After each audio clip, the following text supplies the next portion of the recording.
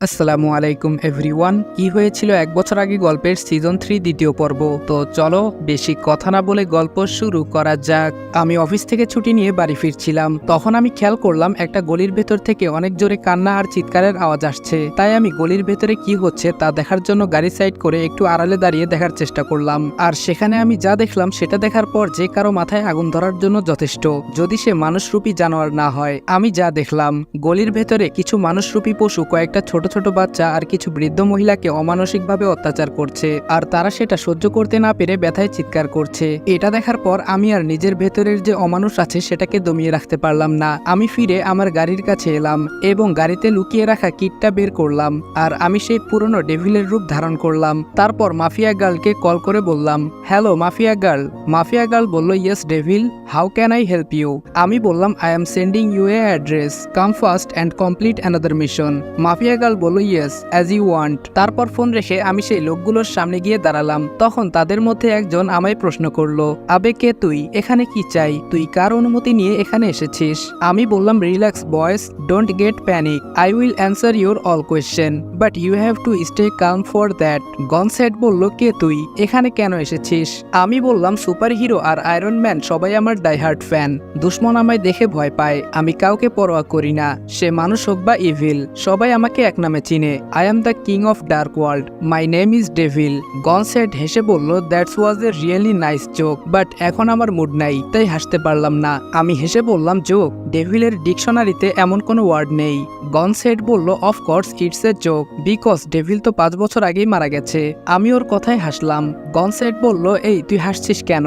আমি বললাম, let's play a game. তাদের ভিতরে একজন বলল, গেম? আমি বললাম, yeah game, do or die, it's one of my favourite game, হয় মারো না হয় মরো। তারপর ডেভিল তার পকেট থেকে সিগারেটের প্যাকেট বের করে সেখানে থেকে একটা সিগারেট জ্বালিয়ে এক টান দিল। তারপর আবার বলতে শুরু করলো, আমার হাতে সিগারেট শেষ হওয়ার আগে যদি তোরা আমাকে মারতে পারিস তো তোরা জিতে গেলি, আর বাই চান্স যদি তোরা মিস করিস then you better know in Bangladesh. অনেকক্ষণ হলো আশার স্যাটেলাইট ফোনটা বেজে যাচ্ছে, বাট কোনো রেসপন্স নেই। তাই দেখার জন্য পিয়াস আশার কেবিনে প্রবেশ করলো, আর সেখানে গিয়ে দেখলো আশা তার কেবিনে নেই। পিয়াস একবার ভাবলো ফোন রিসিভ করবে, আবার ভাবলো ম্যাডামের অনুমতি ছাড়া তার জিনিসে হাত দেওয়া ঠিক হবে না, তাই সে কেবিন থেকে বেরিয়ে গেল। কিছুক্ষণ পর আশা ওয়াশরুম থেকে বের হলো, সে ফোনটা রিসিভ করলো। ফোনের অপর পাশে আছে আরিফ, যাকে আশা লোকাল মাফিয়াদের উপর নজরদারি করার জন্য পাঠিয়েছে, কারণ আশা জানতো ডেভিল এবার অবশ্যই সামনে আসবে, তার কাছে অন্য কোনো রাস্তা নেই, আর ডেভিল সামনে আসলে যাকে সামনে পাবে তাকেই মারবে। তাই আশা আরিফকে পেছন থেকে ওদের ফলো করতে বলে। আরিফ বলল, হ্যালো ম্যাম। আশা বলল, কি খবর ওখানকার?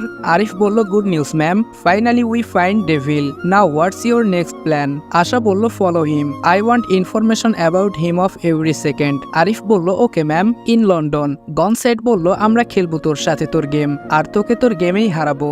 ডেভিল বলল, ওকে বয়েস, লেটস স্টার্ট দ্য গেম। তারপর ডেভিল তার হাতের সিগারেটে আরেকটা টান দিল, আর লোকাল মাফিয়া টিমের লিডার একজনকে ইশারা করলো, ডেভিলকে মেরে দে। তখন ওই টিমের একজন দৌড়ে ডেভিলের গলায় ছুরি দিয়ে আঘাত করার জন্য তেড়ে আসে, কিন্তু ডেভিলের কাছে পৌঁছানোর আগে সাত করে একটা শব্দ হলো, আর লোকাল মাফিয়া টিমের লিডারের কানের পাশ দিয়ে খুব দ্রুত গতিতে কিছু একটা চলে গেল, আর সেটা যে একটা বুলেট ছিল সেটা বুঝতে কারো বাকি রইল না। লোকাল মাফিয়া টিমের লিডার সামনে ঘুরে দেখতে পেল তার সামনে ডেভিল তার নিজের মতো সিগারেট টানছে, আর তার একটু সামনেই পড়ে আছে ডেভিলকে মারতে যাওয়া লোকের লাশ।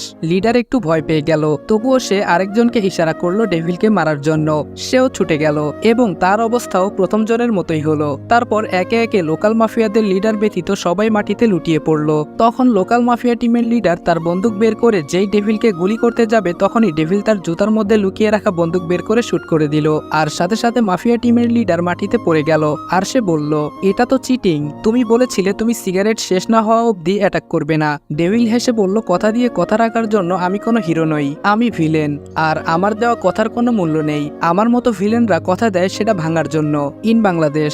আশা বলল, আরিফ? আরিফ বলল, ইয়েস ম্যাম। আশা বলল, ওখানকার খবর কি? তারপর আরিফ সেখানে ঘটে যাওয়া সবকিছু বলে। আশা কিছুক্ষণ কি যেন ভাবলো, তারপর বলল, as I expected, I know about my brother, তুমি চুপচাপ ওকে ফলো করতে থাকো, আর সাবধান ও যেন কিছুই টের না পায়, ও যদি একবার টের পেয়ে যায় তাহলে তোমার অবস্থাও ওদের মতোই হবে। আরিফ বলল, ওকে ম্যাম।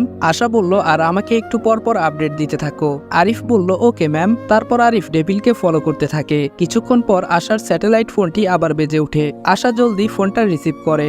আশা বলল, হ্যালো। আরিফ বলল, ম্যাম, ডেভিল একটা স্কুলের পেছনের দিকে জঙ্গলে যাচ্ছে, আসছে। আশা বলল জঙ্গলের ভেতরে। আরিফ বলল হ্যাঁ ম্যাম। আশা বলল আমার মনে হয় ও ওর লোকদের সাথে দেখা করতে আসছে, আর এটা নিশ্চয়ই ওর সিক্রেট রোড, ফলো করতে থাকো। আরিফ বলল ওকে ম্যাম। ম্যাম? আশা বলল হ্যাঁ বলতে থাকো। আরিফ বলল ম্যাম জঙ্গলের মাঝে একটা ভাঙা বাড়িতে প্রবেশ করছে। আশা বলল O M G Arif, don't stay there, just leave the place. Arif বলল what happen ma'am, why are you so tensed? Asha বলল he is making a trap, I know him, you just leave the place. Arif বলল কিন্তু ma'am এমনও তো হতে পারে এটা ওর আড্ডা। আশা বলল আরিফ তোমাকে যা বলছি তাই করো, ওখান থেকে জলদি বের হও। বাহির থেকে পিয়াস বলল may I come in ma'am? Asha বলল ইয়েস কাম ইন। পিয়াস বলল ম্যাম আপনাকে একটু সার্ভার রুমে আসতে হবে। আশা বলল কেন? পিয়াস বলল we have something to show you. Asha বলল ওকে লেটস গো। একটা আননোন আইপি থেকে একটা ইমেল এসেছে, কিন্তু সেখানে কিছুই লেখা নেই। আশা বলল এটাকে ট্রেস করো কে পাঠিয়েছে। হ্যাকার বলল ম্যাম আমরা অনেক আগে এটা চেষ্টা করেছি, কিন্তু যে এই মেসেজ পাঠিয়েছে সে অনেক উচ্চ লেভেলের হ্যাকার, আর তার ফায়ারওয়াল খুবই উন্নত। আমরা কেন, কেউ এই ফায়ারওয়াল ভাঙতে পারবে না। আশা বলল মাফিয়া গার্ল? এই মেসেজটা মাফিয়া গার্ল পাঠিয়েছে, আর মাফিয়া গার্লের মেসেজ এটা খালি হতেই পারে না, নিশ্চয়ই এটাতে কোনো কোড লক আছে, try to decode it. Hackers বলল ওকে ম্যাম। 10 মিনিট পর হ্যাকার্স বলল ম্যাম ইটস ডান। আশা তাড়াতাড়ি মেসেজটা পড়তে শুরু করলো। মেসেজটা ছিল এমন: হ্যালো মাই ডিয়ার সিস, কেমন আছিস? মনে হয় না ভালো আছিস, আর তুই ভালো থাকলেও সেটা খুব শীঘ্রই বদলাতে চলেছে, কারণ আমি তোর লাইফে আবারও আসতে যাচ্ছি। তুই খুব বুদ্ধিমতী একটা মেয়ে, বাট তোর প্রবলেম কি জানিস? তুই খুব স্লো, মানে তোর প্ল্যান ঠিকই থাকে সব সময়, বাট সেটাকে সময় মতো এক্সিকিউট করতে পারিস না। যদিও আমার খোঁজ পেতে তোর 5 বছর লেগেছে, তবুও এটা দেখে ভালো লাগলো যে তুই আমাকে এখনো ঠিক ততটাই ভয় পাস যতটা 5 বছর আগে পেতি। তাই তো আরিফকে ঠিক সময় মতো সরিয়ে নিয়েছিস, বাট তুই কি জানিস সে এখন কোথায়? বেচারাকে একা পাঠিয়ে দিলি বাঘের গুহায়, এটা তোর থেকে এক্সপেক্ট করিনি আমি। বাঘ শিকার করার জন্য তুই বিড়াল পাঠিয়েছিস, তাও আবার একা। আমাকে তোর এতটাই দুর্বল মনে হলো?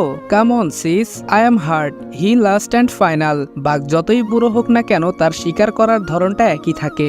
Gate ready, I am coming to you, I will play with you in your place. Asha বলল কল আরিফ ফার্স্ট। হ্যাকার্স বলল okay ma'am, we are trying. আশা বলল তাড়াতাড়ি করো তোমরা। আশা বারবার কল করছে, কিন্তু আরিফের ফোনে শুধু নট রিচেবল আসছে। এমন সময় আশার ফোনে একটা মেসেজ এলো। আশা মেসেজটা খুললো। আরিফকে কল করছিস? Sorry to say you are too late sis. আমি তোকে তখন বললাম না তুই খুব ইন্টেলিজেন্ট, বাট খুবই স্লো অ্যাকশন করিস। টিভি অন কর, নিউজ দেখ, সব বুঝতে পেরে যাবি। আশার সাথে সাথে টিভি অন করলো, আর সেখানে দেখলো আরিফের লাশ পড়ে আছে, আর ঠিক একইভাবে ডেভিলের রেখে যাওয়া চিঠি আর একটা কালো গোলাপ। তবে বরাবর যেমন একটা ভূতের মাস্কও থাকে সেটা নেই। In London, Interpol office. Interpol chief বলল আমাদের দেশে কি চলছে এটা? একদিনে 15টা খুন, কিভাবে সম্ভব এটা? তোমরা সবাই কি করছো? স্টিভ বলল স্যার আমরা খুবই দুঃখিত। চিফ বলল দুঃখিত? দুঃখিত শুনতে চাই না, আমি ফলাফল চাই। ওই নোংরা অপরাধীকে খুঁজে বের করো, তারপর আমার সামনে এসো। স্টিভ বলল ঠিক আছে স্যার। স্টিভ ঘটনাস্থলে যায়। স্টিভ বলল রবার্ট এখানে এসো। রবার্ট বলল জি স্যার।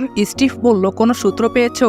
রবার্ট বলল না স্যার, শুধু একটা চিঠি আর একটা কালো গোলাপ। স্টিভ বলল চিঠিটা কোথায়? রবার্ট বলল এই যে স্যার। স্টিভ চিঠিটা খুলে পড়ল। আমি ফিরে এসেছি, আবারও সময় এসেছে খেলার। এবার পুরো পৃথিবী দেখবে আমার ক্রোধ। ডেভিল। স্টিভ বলল কে তুমি ডেভিল? কোথায় লুকিয়ে আছো? কেন এসব করছো আমি জানি না, কিন্তু তুমি নিজেকেই শেষ করে ফেলবে। তুমি এই পৃথিবীর যে কোনো জায়গায় লুকাও না কেন, আমি তোমাকে খুঁজে বের করব। স্টিভ বলল রবার্ট যাদের খুন করা হয়েছে তাদের সবার বিস্তারিত তথ্য চাই। খুনি খুবই চালাক, তাই কোনো প্রমাণ রাখেনি, কিন্তু খুনিদের ব্যাকগ্রাউন্ড জানলে হয়তো কিছু সূত্র পাওয়া যাবে। রবার্ট বলল ঠিক আছে স্যার। স্টিভ বলল আমি অফিসে যাচ্ছি, কেউ যেন বিরক্ত না করে, আমি নিজে ফোন করে আপডেট নেব। স্টিভ অফিসে ফিরে আসে, নিজের কেবিনে ঢুকে ল্যাপটপ খুলে বসে। সে ভাবছে ডেভিলের চিঠিতে লেখা আমি ফিরে এসেছি, মানে ডেভিল নতুন কেউ না, পুরনো কোনো ক্রিমিনাল, হয়তো তার পুরনো ইতিহাস নেটে পাওয়া যেতে পারে। স্টিভ নেটে ডেভিল সম্পর্কে সার্চ দেয়। স্টিভ সার্চ দিতে থাকে, আর যা দেখে তা দেখে অবাক হয়ে যায়। সে বিশ্বাসই করতে পারছে না সে জেগে আছে না স্বপ্ন দেখছে। সে জানতে পারে ডেভিল এক সময়ের ভয়ঙ্কর আন্ডারওয়ার্ল্ড ডন, যার নাম শুনলে সবাই কেঁপে উঠত। তবে আশ্চর্যের বিষয় সে কখনো বাংলাদেশে কাজ করেনি, আর সবাই বলে 5 বছর আগে এক দুর্ঘটনায় সে মারা গেছে। স্টিভ সব মিলিয়ে বুঝতে পারে ডেভিলকে ধরতে হলে তাকে ডেভিলের মতো করেই ভাবতে হবে। স্টিভ মনে মনে বলে খুব শীঘ্রই তোমার হাতে আমি হাতকড়া পরাতে চলেছি মিস্টার ডেভিল, প্রস্তুত হও আমার জন্য। রবার্ট বলল স্যার আমি কি ভেতরে আসতে পারি? স্টিভ বলল আসো রবার্ট, কোনো তথ্য পেয়েছো? রবার্ট বলল হ্যাঁ স্যার, যারা খুন হয়েছে তাদের মধ্যে 14 জন স্থানীয় মাফিয়া, আর একজনের নাম আরিফুল ইসলাম ওরফে আরিফ। সে তথ্য সংগ্রহ করত। সে এখানে এসেছে বাংলাদেশের শীর্ষ ব্যবসায়ী মিস আইরিন আশার নির্দেশে। স্টিভ বলল, ভালো কাজ, আপাতত এতটুকুই যথেষ্ট। এখন শুরু করি মিশন গোল্ডফিশ। রবার্ট বলল, মিশন গোল্ডফিশ? স্টিভ বলল, হ্যাঁ, আমাদের জন্য ডেভিলি এখন সেই গোল্ডফিশ। চলো বাংলাদেশ যাই, সেখান থেকেই শুরু করব। In devil place. ডেভিল বলল, মাফিয়া গার্ল, সময় হয়ে গেছে সবাইকে নিজের আসল চেহারা দেখানোর। মাফিয়া গার্ল মাথা নেড়ে সম্মতি দিল। দুজনে মুচকি একটা হাসি দিল। এটা কোনো সাধারণ হাসি নয়, এ হাসির মাঝে আছে রহস্য আর ভয়ানক একটা মাইন্ড গেম। ইন বাংলাদেশ। আশা বলল, আমাদের যত বেআইনি কাজের হিসেবের ফাইল আছে সব পুড়িয়ে ফেলো। পিয়াস বলল, কিন্তু ম্যাম, তাহলে আমরা হিসেব মিলাবো কিভাবে? আশা বলল, don't worry, all file save on my personal laptop. Piyas বলল, okay ma'am. In London. Steve বলল, আমি কি ভেতরে আসতে পারি স্যার? চিফ বলল, হ্যাঁ আসো। স্টিভ বলল, ধন্যবাদ স্যার। চিফ বলল, কি খবর, কোনো অগ্রগতি আছে কেসে? স্টিভ বলল, পথে আছি স্যার, এই কেসে কাজ করতে আমাদের বাংলাদেশে যেতে হবে। চিফ বলল, ঠিক আছে যাও, কিন্তু মনে রেখো আমি শুধু ফলাফল চাই। স্টিভ বলল, ধন্যবাদ স্যার, আমি আপনাকে নিরাশ করব না। চিফ বলল, আমি জানি, এজন্যই আমি তোমাকে পছন্দ করি। স্টিভ বলল, ঠিক আছে স্যার, তাহলে আমি রওনা হচ্ছি। চিফ বলল, যাও, শুভকামনা। অপরদিকে মাফিয়া গার্ল ডেভিলকে বলল, ইন্টারপোল এখন তোমাকে খুঁজছে ডেভিল। ডেভিল বলল, তুই জানলি কিভাবে? মাফিয়া গার্ল বলল, আমি কিভাবে জানি সেটা তোর চেয়ে ভালো আর কেউ জানে না। ডেভিল হেসে বলল, সেটাও ঠিক, তদন্তের দায়িত্বে কে আছে? মাফিয়া গার্ল বলল, মিস্টার স্টিভেনসন। ডেভিল বলল, রিয়াকে ফোন কর। মাফিয়া গার্ল বলল, ঠিক আছে। রিয়া বলল, হ্যালো। ডেভিল বলল, অনেক বিশ্রাম হয়ে গেছে, এখন সময় কাজের। রিয়া বলল, আমি জানি, ডেভিল নিজের স্বার্থ ছাড়া কাউকে মনে রাখে না, কি কাজ সেটা বলো। ডেভিল হেসে বলল, অনেক রেগে আছো মনে হচ্ছে। রিয়া বলল, ব্যক্তিগত ব্যাপার পরে আলোচনা করা যাবে, এখন বলো আমাকে এতদিন পর মনে পড়লো কেন? ডেভিল বলল, ইন্টারপোল অফিসার মিস্টার স্টিভেনসন, তার প্রতিটি গতিবিধির খবর আমার দরকার। রিয়া বলল, ঠিক আছে, কাজ হয়ে যাবে, তবে শপিং এর জন্য কিছু টাকা লাগবে। ডেভিল বলল, আমার বাসায় চলে আসো, একসাথে ডিনার করব। রিয়া বলল, ঠিক আছে।